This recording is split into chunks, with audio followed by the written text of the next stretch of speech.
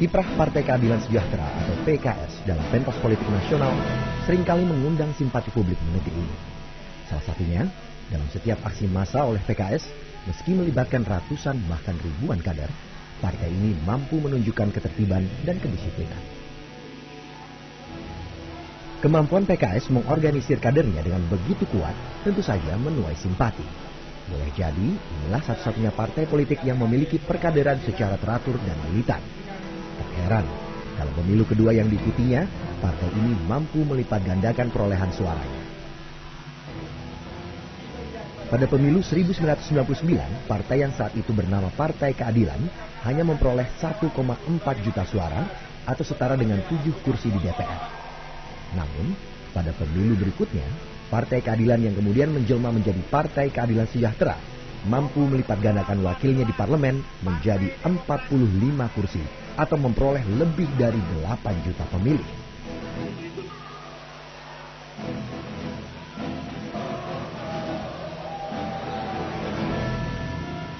Sebagai sebuah partai kader, loyalitas anggota PKS boleh jadi dapat diandalkan. Menurut Presiden PKS Tifatul Sembiring, para kader dan anggotanya lah yang membiayai jalannya roda organisasi. Mereka, jadi seperti misalnya saya bilang demo gitu, saya harus memberikan orasi, saya juga harus keluar, harus beli atribut sendiri dan sebagainya. Jadi di PKS itu semua kader juga mengeluarkan dana untuk itu. Saya beritahu sekarang jumlah kader PKS yang tercatat lebih 800.000, Mbak.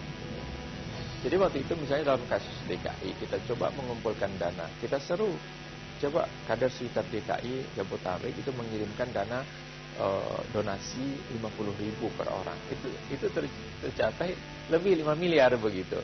50.000 misalnya kalau ada 100.000 yang mengirim itu kan sudah 5 miliar. Jadi kita dalam beberapa tempo pilkada dan sebagainya merekrut dana seperti itu.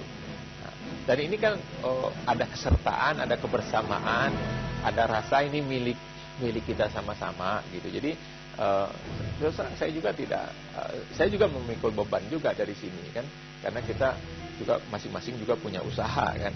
Tidak mungkin kita kan tidak digaji di partai ini. Jadi kader-kader pun bekerja seperti itu. Oleh sebab itu mereka melibatkan diri dan membiayai keterlibatan itu sendiri secara rutin, dan iuran bulanan itu juga kan ada yang kita tarik dari teman-teman ini. Sumbangan-sumbangan juga ada. Tapi memang yang lebih kita pentingkan bagaimana peran kader dan menjaga stabilitas, soliditas dan kekokohan kader.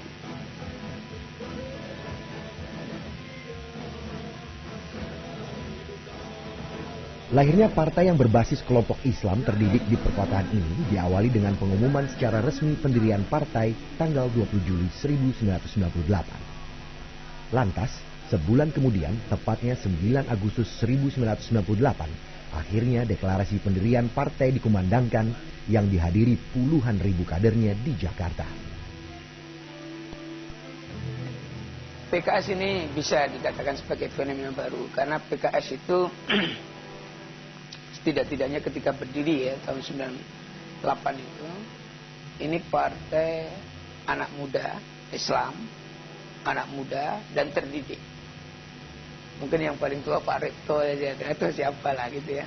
Tapi mayoritas adalah partai muda dan terdidik Islam. Jadi itu 3 ciri utama dari PKS, itu karakteristik yang mungkin sampai tingkat tertentu bisa dipertahankan sampai sekarang. Islam, muda dan terdidik. Tetapi kan membangun partai itu tidak mudah. Menjual gagasan partai bukan merupakan sesuatu yang gampang. Maka walaupun muda, terdidik dan Islam, pada pemilu 99 kan hanya 7 kursi itu. Untuk membuat fraksi tersendiri pun tidak cukup bagi PKS. Sehingga dia bergabung dengan partainya Pak Amin Rais. Menjadi fraksi reformasi itu gitu. Jadi bergabung dengan PAN di dalam satu fraksi. Tapi ini anak-anak muda, khususnya ketika dipimpin oleh Hidayat Nur Wahid ya, ini sangat disiplin. Saya kira bekerja sungguh-sungguh, keras, untuk membangun partai. Dan dalam 5 tahun hasilnya cukup spektakuler. Inilah satu-satunya partai yang dalam 5 tahun bisa meningkatkan perolehan suara hampir 600%.